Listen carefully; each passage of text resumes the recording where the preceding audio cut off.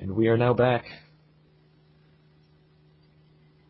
We have just exited Lamut.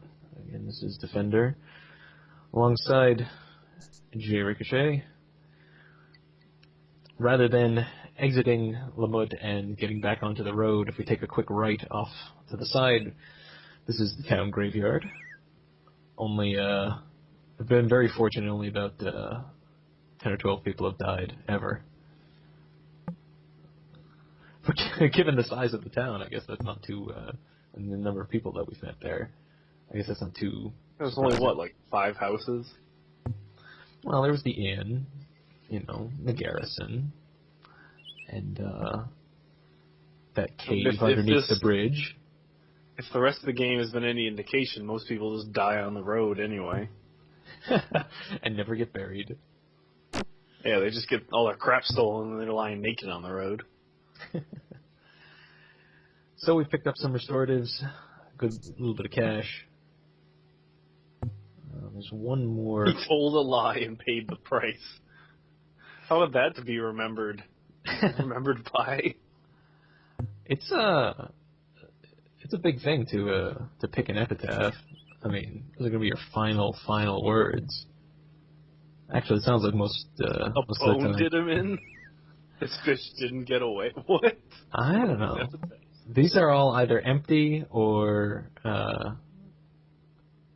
with nothing in them, or nothing that I want. This one, however, is pretty nice. Not that we're going to be using it for a long time. Flaming Quarrels. Flaming Quarrels. This does an incredible bonus 25 damage, plus whatever your damage you get from the crossbow.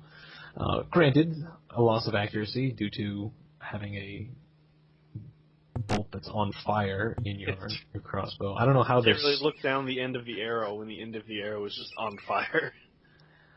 I'm not entirely sure how you're supposed to store them or load them if they're on fire. It's pretty accurate, actually, that you would have a drop in accuracy when the point you're trying to look down is on fire. We'll get a little guy here. Notice him through the trees. That guy's crafty. Hopefully we'll get a jump on him, because I'm coming through the woods. Huzzah! No dice. It is really impossible to surprise anyone in this game. Well, we need more of those weed walkers, those green boots. Alright, so we picked up a bunch of spells for Owen. Some of them have been status spells. And see in the dark and whatever else. But we did pick up a couple other ones.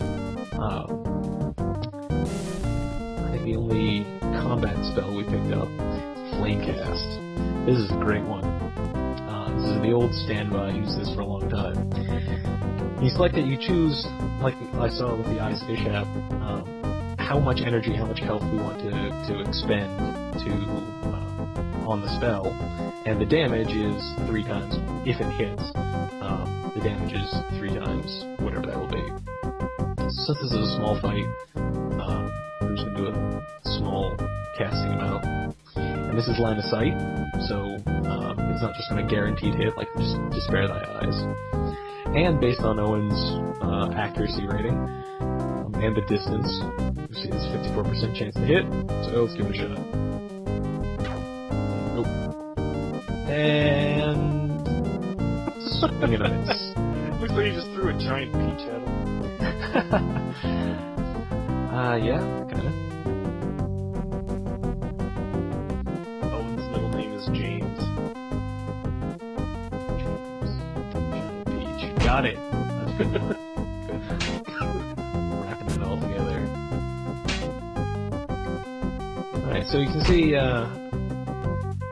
so far we're 4 for 4 on the attacks. So the improvement that we got from that training really kind of paid off already.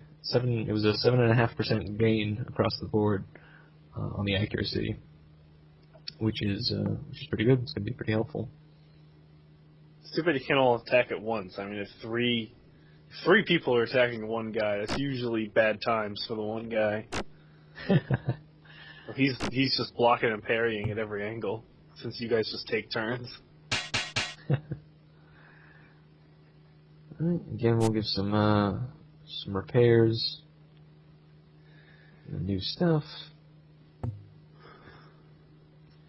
Be nice when we get to a town we can sell that. Actually, why didn't we sell these in Limwood? Well, that's alright. We'll sell them somewhere else. Another town's coming up sooner or later. I do like the dead bodies appear on the map. You know, like the world screen? Yeah. Yeah, and they'll stick around probably till the end of the chapter, and then I think it's assumed that the dogs come by and clean them up.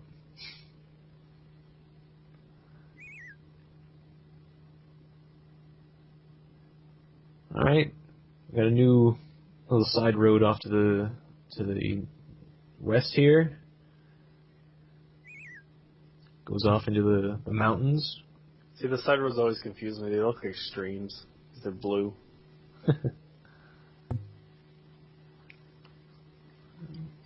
Jump on board here. And it leads into the mountain.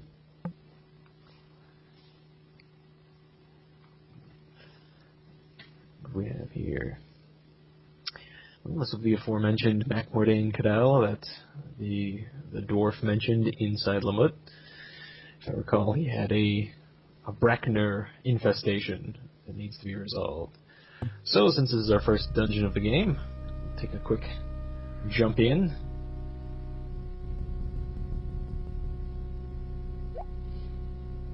And we are now inside the caverns. Now we can see that it's dark, looks like it's nighttime, despite the torches that are on the walls.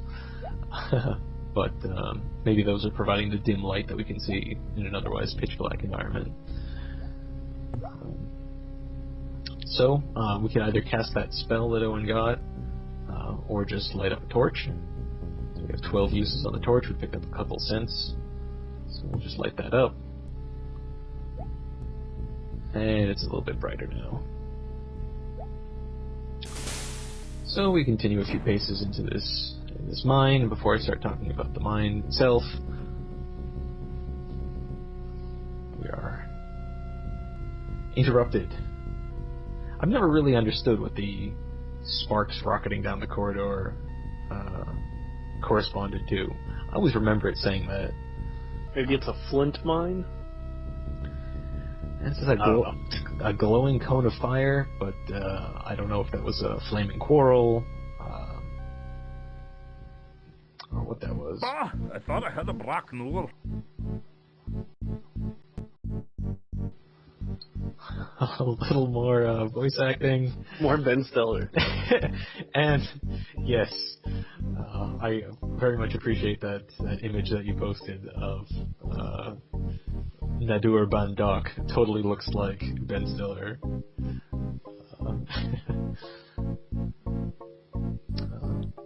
Maybe I'll superimpose that on the video after this. So, naturally, the Brackner is the big news down in the mines. So if we had bypassed Limwood or didn't talk to that guy, we would have learned about it here as soon as we walked in. It's apparently some kind of very large creature that is disrupting all of the activities of the dwarves.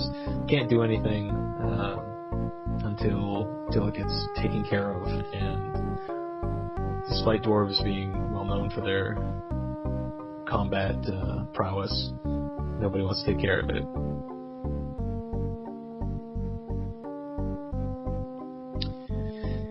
Yes. The lore in this game refers to kobolds as gnomes.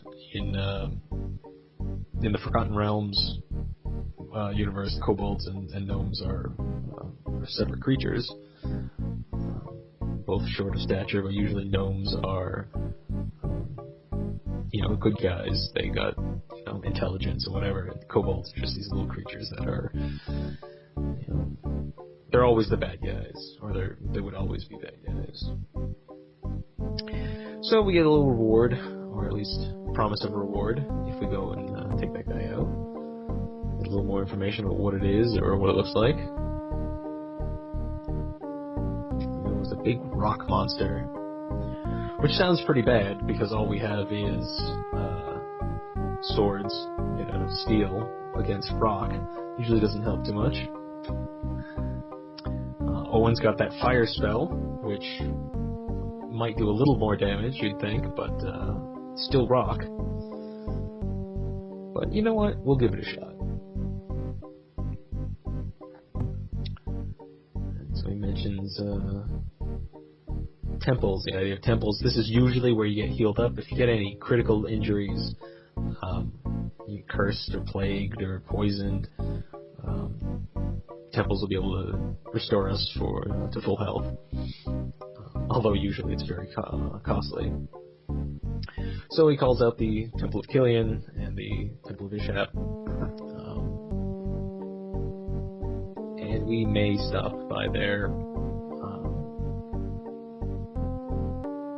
Well, it's certainly the Temple of Killian, but Ishap I think is a little bit further up north. I'm not sure if we'll get there. Maybe I'm thinking of the Temple of Dala.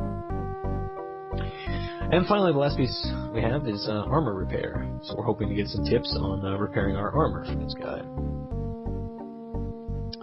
And he said certainly he would help. They've got a lot of experience with that. But they can't. They got a problem. They got a Brackner. Can't expend any efforts. It's shutting down the whole mine, which would make sense if the big dig filling the tunnels in Boston had a giant rock monster just roaming around. I'm sure construction would stop there.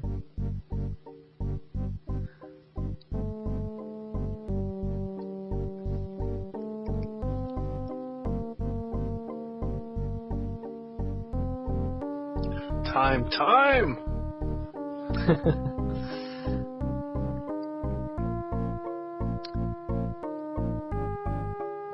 So there's enough time to apparently teach us how to sharpen a sword, but not enough time to teach us how to bang out some dents and some armor. So we don't even have the 50 sovereigns, but even if we did, we'd want to mark those swords to get the bonus. But if we get the cash somehow in this mine on our way out, we'll certainly do that. All right, so onward to the Brackner.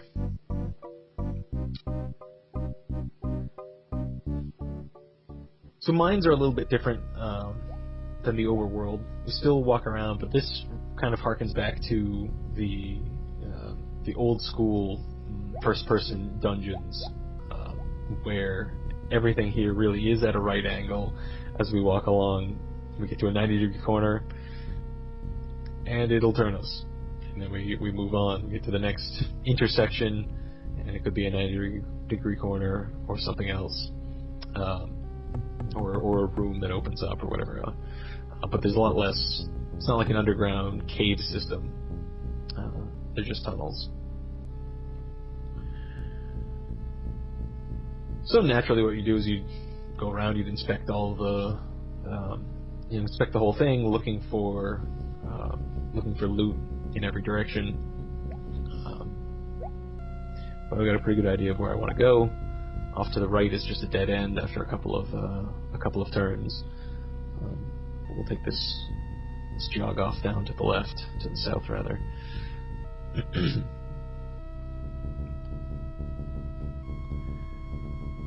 Kind of weird. I'm recording this on DOSBox, so on a slow computer, but I'm holding down the up arrow, trying to go as fast as I can, and you can tell that it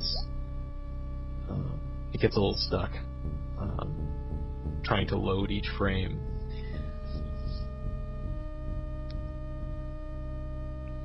Now, when you're underground, you don't know what time it is, so your characters will get tired. But you won't know it unless you're checking the campfire see, it's getting towards the end of the day, so soon enough they're going to be asking to sleep. Alright, we got a door. Looks like it's locked. But once again, before I open it, always got a bookmark. Especially in any dungeon, it could be traps of all sorts. Alright, this is a new kind of lock, a little more sturdy padlock than the abandoned house that we broke into just a little while ago. So we can try picking it. We can try using one of these keys. And it doesn't fit, which is good, because sometimes this will get broken. So what do we have? For lockpicking, Locklear is 25. Corinth's at 15, so I guess Locklear will give it a shot. And it's beyond his ability. No way to get in there. Well, unless we can find the key, we are stuck without being able to go into that door. Which is unfortunate. There's some good stuff back there.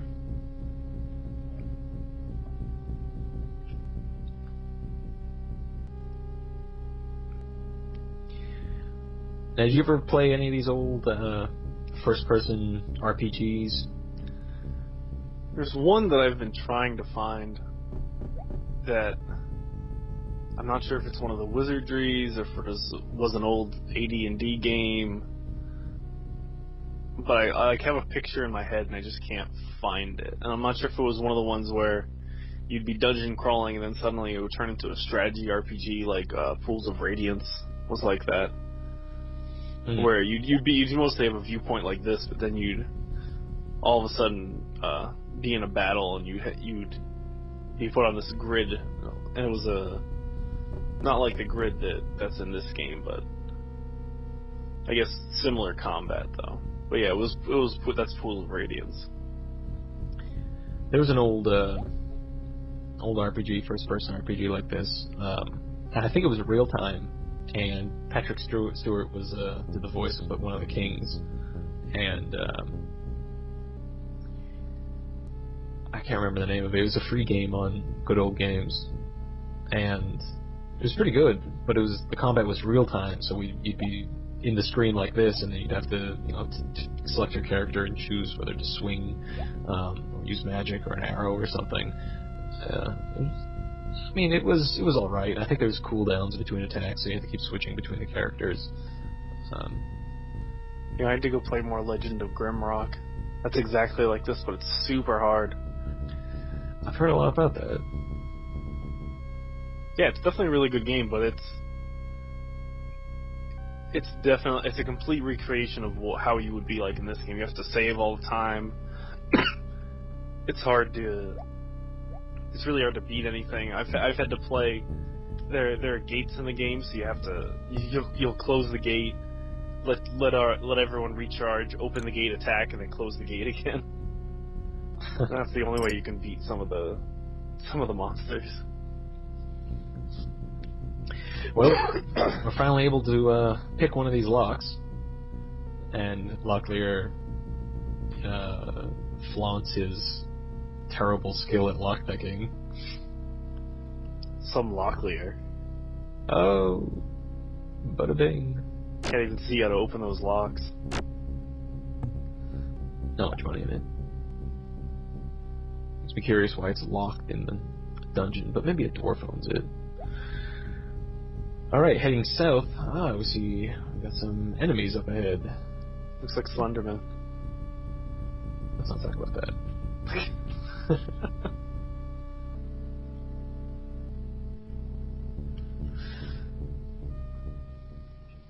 Alright.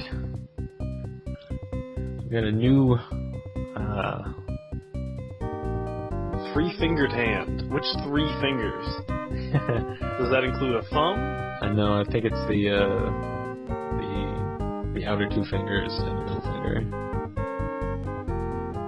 It's ritual mutilation, so it's not like it's a weird creature.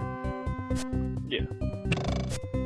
So this is a pretty intense battle right away. We've got it's a 4 to 3 fight.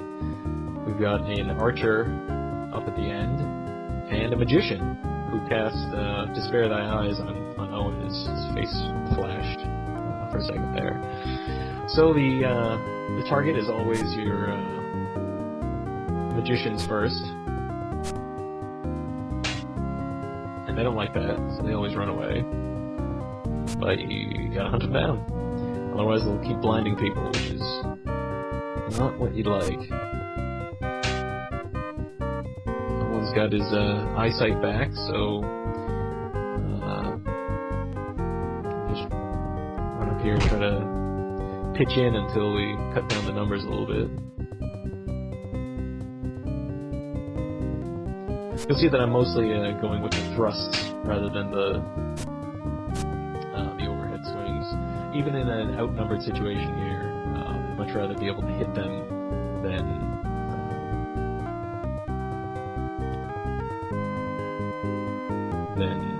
have a chance to do more damage.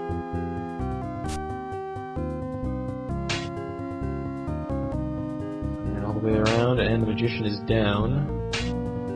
Owen's still getting hit on pretty solidly. So maybe I'll put him into defense mode. And we'll attack the guy that's attacking him. Usually an enemy will stick on a character.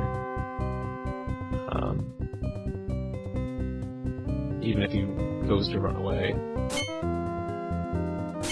You saw there he parried a couple of the shots. That means he was put into defense mode.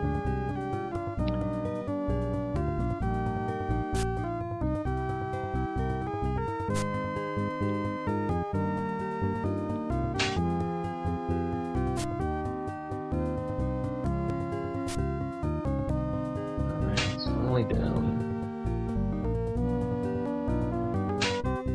Now I'm gonna have Owen just heal up. His stamina was down almost to 0. So what my objective here is going to be is injure these guys enough that I can just stand here and heal for a little while. Oops, brought him down pretty quick then. Locklear's still sitting pretty full. Go on if he'll take a heal.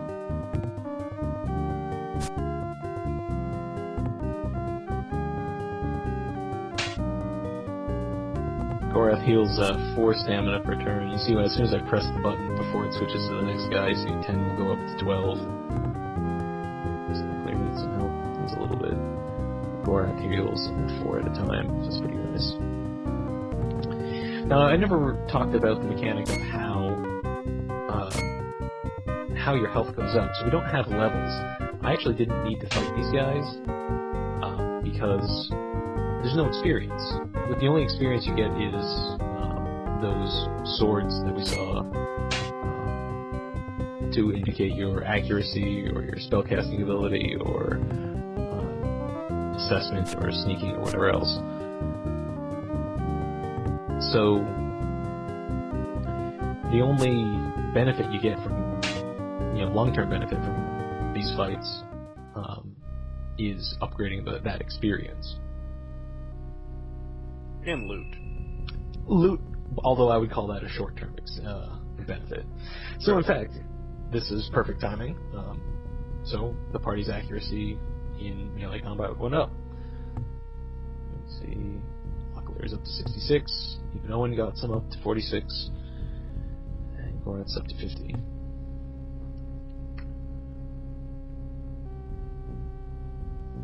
So we'll take a quick look through these supplies.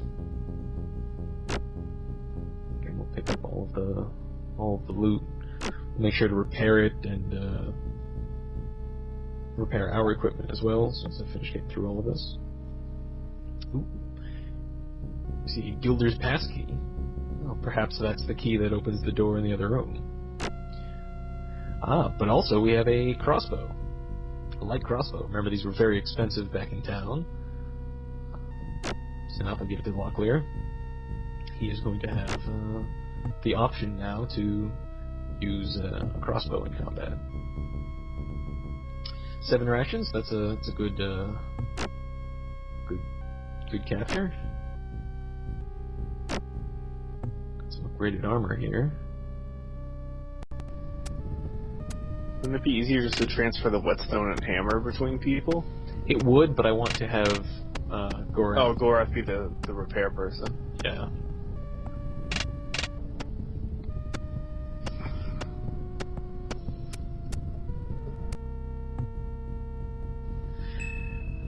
Alright, just some fast forward repairing there, and beneficial to Gorath. Just do a quick save. Validate that we're up to 55, 52. Now we're just still in Chapter 1, this game goes on pretty far, and if we can get Gorath's skill up, get it up to the 90s, your stuff, any of the loot you find starts being cashed in for quite a bit.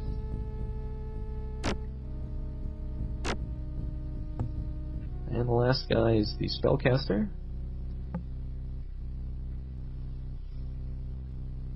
Usual sword and armor, but he's also got a Dragonstone. Dragonstone's a nice little item. It allows us to imbue our weapons or armor with an enchantment. It is a fire enchantment, which allows. May as well give it for lock later. No, I apologize. Dragonstone does not apply to both the swords and armor. It only applies to the armor. And so now what it does is it has a resistance. So anybody there's a different item that allows you to imbue your weapons, which provides it with a 50% bonus to damage. But if your armor is imbued with the same enchantment, then that effect is cancelled. How much more space we have between us, but I'll pick the rest of that up. Farther to the south just ends in a dead end with nothing else down there, so we'll turn around and go back up north.